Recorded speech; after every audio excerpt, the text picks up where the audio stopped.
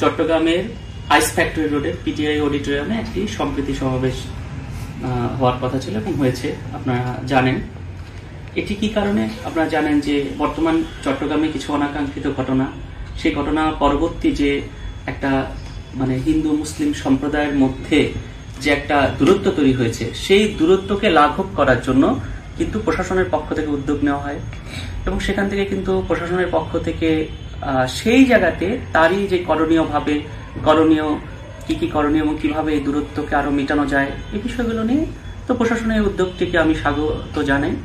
কারণ আমি দেখেছি যে এই ঘটনা পরবর্তীতে বিশেষ করে আমাদের সাধু সন্ত সহ সিএমপি কমিশনের সাথে কথা হয়েছে এবং তারা যথেষ্ট আন্তরিকতা দেখিয়েছেন। তারা বলেছেন যারা দোষী, এই দোষী ব্যতিরেক অন্য নিরপরাধী কাউকে গ্রেপ্তার করা হবে না এবং এই কথাগুলো তারা বলেছেন। এবং সিএমপি কমিশনার তার পক্ষ থেকে আমাদের শাকিলা আপা তিনি যে কিন্তু ভিকটিমদের কাছে বা বিভিন্ন এরিয়াগুলোতে যে সমস্ত এরিয়া ঘটনাগুলো ঘটেছে তিনি বলেছেন এবং প্রশাসন কিন্তু যথেষ্ট আন্তরিকতা হিন্দু সম্প্রদায়ের সাথে দেখিয়েছে, যেটার জন্য তাদের কাছে আমরা ধন্যবাদ। এবং পরবর্তীতে আমরা জেলা প্রশাসক মহোদয় যে ফরিদা আপার সাথেও কথা হয় এবং তিনিও যথেষ্ট আন্তরিকতা দেখিয়েছেন, তার কাছেও আমরা কৃতজ্ঞতা জানাই। তো তাদের সাথে আলোচনার একটা পর্যায়ে তারপরে আমরা আমাদের ফরাদ মাজাহার যে কাকা, তার সাথে আমাদের কথা হয় এবং তিনি আমাদের বলেন যে এরকম একটা সম্প্রীতি সমাবেশের কথা। তো তিনি বলেন এবং পরবর্তীতে যখন আমরা প্রশাসনের পক্ষ থেকে জানতে পারি তা আমরা সিদ্ধান্ত নেই যে আমরা সেখানে অংশগ্রহণ করব। কিন্তু আপনারা দেখেন এই বর্তমান বাস্তবতায় যেখানে চিন্ময় প্রভু গ্রেপ্তার, সেখানে আসলে সম্প্রীতির সমাবেশে অংশগ্রহণ করা কিন্তু আমাদের জন্য একটু টাফ ছিল, যেহেতু আমরা সম্প্রদায়ের সাথে সংযুক্ত। সম্প্রদায়ের সাধারণ মানুষের মধ্যে একটা ভুল বার্তা যেতে পারে।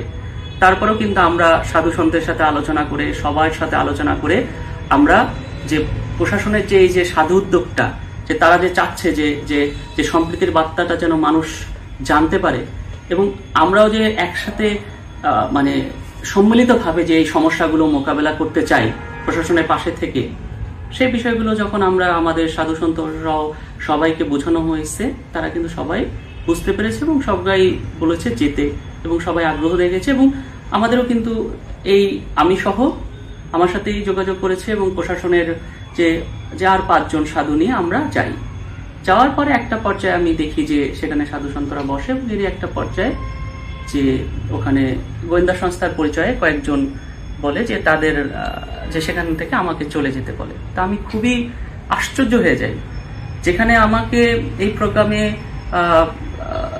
প্রশাসন থেকে নিমন্ত্রণ করা হয়েছে, এমনকি দুপুরে যখন আমি আসতে দেরি করছি তখনও বারবার ফোন দেওয়া হচ্ছে, এরকম একটা অবস্থায় আমাকে চলে যেতে বলা বিষয়টি আমার জন্য খুবই আশ্চর্য একটা বিষয় হয়েছে এবং একটা বিব্রতকর একটা পরিস্থিতি ওরকম।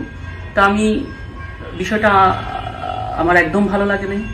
তা আমি জানতে চাইলাম এবং বুঝলাম যে প্রশাসনদের কেউ হয়তো তাদের বলেছে বা তাদের করাচ্ছে এবং জানতে পারলাম যে এই পুরো আয়োজনের কোন একটা স্টেক হোল্ডার বা কেউ হয়তো কারো হয়তো আমাদের প্রতি নেতিবাচক ধারণা আছে, তারাই সেই বিষয়গুলো বলছে।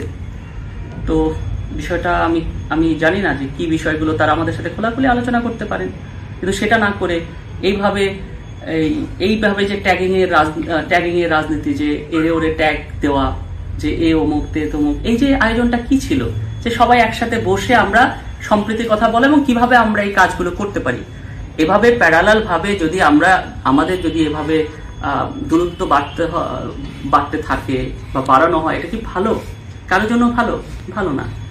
তো সেইখানে যে এরকম একটি আয়োজনে আমাদের সাধু সন্ত সহ সবাই মিলে আমরা আসছি, সেই জায়গায় এরকম একটি অস্বাভাবিক পরিস্থিতি সৃষ্টি করাটা আমি কি বলবো, আসলে আমি ভাষায় প্রকাশ করতে পারছি না। আমি মনে করি যে যারা এটা করেছেন তারা ঠিক করেননি। তাদের উচিত যে বিষয়গুলো জেনে করা, যে তাদের যদি কোনো কথা থাকে আমাদের সাথে কথা বলতে পারতেন বা আমরা কথা বললেই তো সমাধান হয়। হ্যাঁ, কিন্তু আপনি যখন মানুষকে দূরে ঠেলে দেবেন তখন তাহলে সমাধান কেমনে হবে দূরে ঠেলে দিলে? তো এই আয়োজনটি আপনি বাস্তবতাতে চিন্তা করুন। চিন্ময় প্রভু জেলে আমরা আমাদের সম্প্রদায়ের পক্ষ থেকে আমরা এসেছি, আমরা অনেক বড় কিন্তু একটা মানে মন নিয়ে এসেছিলাম, এরকম একটা বাস্তবতায় কিন্তু আমাদের এরকম একটা সমাবেশ করার কথা না, কিন্তু তারপর আমরা অনেক বড় মন নিয়ে এসেছিলাম যে আমরা চাই প্রশাসনকে সহায়তা করতে এবং সবাই মিলে একসাথে কাজ করতে। কিন্তু সেই জায়গার থেকে এই ঘটনাটি একটা অনাকাঙ্ক্ষিত ঘটনা ঘটেছে। আসলে আমি তার নিন্দা জানাই। আমি মনে করি যে এটা ঠিক হয়নি, ভালো হয়নি। তো মানে আমাদের উমেশানন্দগিরি মহারাজও ছিলেন। তো মহারাজ কি বলবেন কিছু? নমস্কার। আমরা বিগত 3 থেকে 4 দিন আগ থেকে আমাদের স্যার বলছিলেন যে আমাদেরকে একটি সম্প্রীতি সমাবেশ হবে, সেখানে আপনারা 5 জন সন্ন্যাসী আমার সাথে প্রশাসন যাওয়ার জন্য অনুরোধ জ্ঞাপন করেছে। আমরাও সমস্ত সন্ত মহাত্মাদের অনুরোধে তথা তাদের সাথে আলোচনা করে আমরা যাওয়ার জন্য প্রস্তুতি নিই এবং আমরা যথারীতি টাইম 8টায় যে সময় দেওয়া হয় সেই সময়ের মধ্যে আমরা যথাস্থানে পৌঁছানোর পর আমাদের নাম এন্ট্রি হয়। নাম এন্ট্রি হওয়ার পর সেখানে আমরা আমাদের যিনি উপদেষ্টা মহারাজ আছেন স্বামী রবিশানন্দ পুরীজিকে আমরা স্টেজে, সেখানে আমাদের মাননীয় মেয়র এসছেন, তিনি নিজে ডেকে নিয়ে গেছেন, বসছেন এবং আমরা একটা সময় হঠাৎ করে আমাদের এক ভাই এসে বললেন যে স্যারকে উপরে আসতে দেওয়া হচ্ছে না। তখন আমি দাঁড়িয়ে পড়লাম, সাথে সাথে আমি স্যারকে নক করছি, ওনার পাচ্ছিলাম না। তারপরে আমি নিচে আসার জন্য যখন চাচ্ছিলাম তখন একজন প্রশাসন বললেন দাদা কোথায় যাচ্ছেন? তখন আমি বললাম আমি নিচে যাচ্ছি। তার একটাই কারণ, সেটা হচ্ছে স্যারের মাধ্যমে আমরা নিমন্ত্রিত হয়ে এখানে এসেছি একটা সম্প্রীতি সমাবেশে, ওনাকে কেন আসতে দেওয়া হচ্ছে না? তখন উনি বললেন ওনার একটু টেকনিক্যাল প্রবলেম আছে, তাই ওনাকে আসতে দেওয়া হচ্ছে না। তখন আমি বললাম তার মিনস কি? আপনি আমাকে টেকনিক্যাল প্রবলেমটার অর্থ আমাকে প্লিজ একটু বলবেন কি, সেটা কি কারণ, কি ধরনের টেকনিক্যাল প্রবলেম? তখন উনি উত্তর না দিয়ে আমার সাথে থেকে চলে গেলেন। পরবর্তীতে আমি আবার সেকেন্ড টাইম আরেকজন উচ্চতর কর্মকর্তা, ওনাকে বললাম আপনার উদ্যোগে যে এই সমাবেশ হয়েছে, আমি আপনাদের কথা শুনে আমি বিশেষ করে এখানে এসেছি, আমরা এই সাধু সন্ন্যাসীরা এসেছি, তো যিনি আমাদের প্রতিনিধি তাকে যদি আপনারা আসতেই বা না দিন তাহলে আমাদেরকে কেন আসতে বললেন? এবং আমরা তো এটাকে কখনো সম্প্রীতি বলা যায় না, এটা একতরফা এক ধরনের নিজের ব্যক্তিগত মতাদর্শ এখানে উদযাপিত হচ্ছে, সেটা ধরনের বোঝা যায়।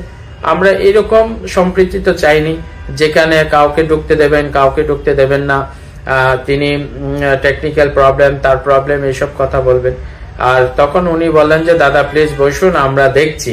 আমি বললাম না, তাহলে আপনি একটা কাজ করুন, আপনি সহ চলুন, স্যারকে কি কারণে আসতে দিচ্ছে না সেটা আমরা ফাইন্ড আউট করি, তারপরে আমরা একসাথে আসি, বসবো, অন্যথা আমরা এখানে থাকবো না, আমরা সবাই চলে যাব।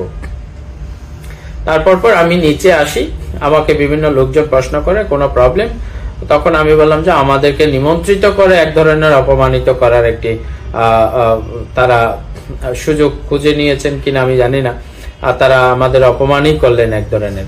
বাট এটা এই সমাবেশ নাম হচ্ছে সম্প্রীতি সমাবেশ। তাহলে আমি বাংলাদেশের সমস্ত নাগরিকের কাছে একটি আহ্বান করি, সম্প্রীতি কাকে বলে সে ভাষা জ্ঞান হয়তো সবার আছে, তার তাৎপর্যতা সবাই জানে। সম্প্রীতি করার লক্ষ্য আমাদের রয়েছে বলে আমরা প্রশাসনের এক কথাতে সাড়া দিয়েছি। যদি আমাদের মধ্যে কোনো প্রকার সম্প্রীতিবিহীন আমরা থাকতে চাইতাম তাহলে আমরা হয়তো ওনাদের কথায় কখনো সাড়া দিতাম না।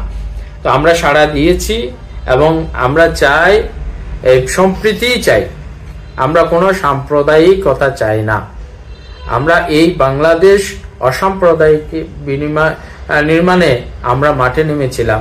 আমাদের দাবি যদি অযৌক্তিক হতো বা আমরা আজকে একটাই কথা আপনাদের সকলের কাছে, আমাদের এই আন্দোলনের মাধ্যমে একটা রিকশাওয়ালাকে আমরা ক্ষতিগ্রস্ত হতে দিই নাই, তাহলে আজকে যে বিষয়গুলো আমাদের নামে মিথ্যা আরোপ দেওয়া হচ্ছে, দোষারোপ করা হচ্ছে, এগুলো সম্পূর্ণ রূপের একটি রাজনৈতিক ব্যক্তির পরিচয় হচ্ছে, আমাদেরকে নিয়ে রাজনৈতিকতা করা হচ্ছে।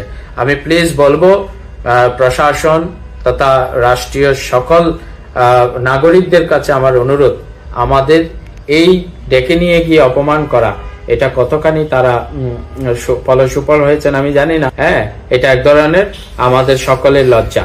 তাই সবাই এই ব্যাপারে আপনারাও একটু মত আলোচনা করবেন এই বলে আমি আমার সংক্ষিপ্ত আলোচনা এখানে ইতি টানলাম।